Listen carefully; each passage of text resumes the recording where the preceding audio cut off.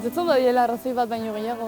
Askan, adibidez, Etxeparen lizeoan zaudenean, orientatzaileak, orientazio saioetan eta bar, ematen digute informazioa Bordaleko unibertsitateari buruz, eskaintza duten, Pauen, Tolosan, Frantzian, baina ez dugu ia informaziorik EHUko eskaintzari buruz. Eta gainera esaten zaigu oso komplikatua dela eta oso zaila dela bertan sartzea. Eta egia da tramite hori egiteko oso zaila dela. Ze azkenean ez digute inongo informaziorik ematen, azkenean gure kabuz informatu behar gara. Egia da automatikoki Frantzian kokatua baikira, akademiatik okaiten ditugu informazioak.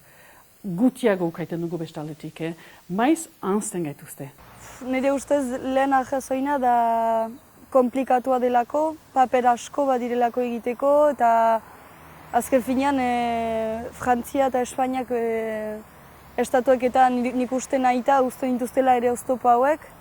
Izan dira ere, adibidez, gauza txipiak, adibidez, sartzeko badira data batzuk, eta data horiek ez dira hemengoak bezala. Eman dezagun, uztailaren 4an eman behar balin bada izena eta horiek sartzen dira, hemen basoa berantago izaten da, basoko notazioak eta igorri behar dituzte Madrilera, eta beste hainbat gauza.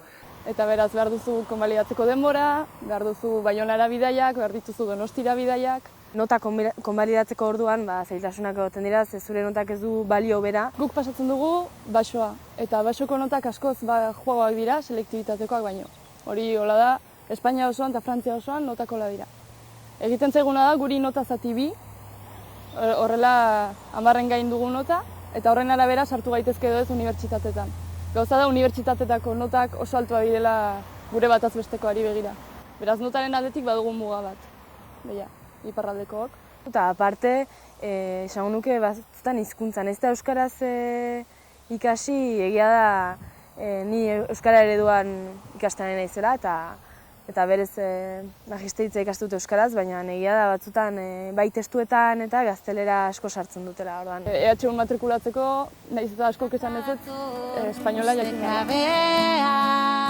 Bada penalizazioa handiagoaz, eta Frantziar estatuak ematen ditu diru laguntzak matrikulatzeko, baina hegoaldean matrikula asko altuagoa da, Frantziar estatuan baino, eta Frantziar estatuak ez igual zer ematen matrikula hori ordaintzeko, edo adibidez pixua behar baldin baduzu ere, diru laguntzarik ezin duzu lortu. Azkenean gu atzerritar moduan hartua gara, orduan Inglaterratik datorren ikasle bat, edo gu, Euskal Herrian bizi garenak, berdin tratatua gara. Hori dudari gabe, EHUn matrikulatzeko Sevillako ikasle batek ez du arazorik. Arazorik gabe matrikulatzen da, guk aldiz, iparraldeko ikasleok, zailtasun asko ditugu EHUn matrikulatzeko. Urten hori 80 bat ikasle gara terminalean, eta nik uste 5 bat ikasle gehienez joango direla EHUra. Nire urtean, terminaletik joan gira uste dut 7, nik uste gero 50 bat edo Frantziara edo Baionara Euskal Filo baina gutxi. 110-tik behera. Iparraldean, euskarako ikasketak aparte, fakultateko euskarako ikasketak aparte, ez da deus egiten ala euskaraz. Deus.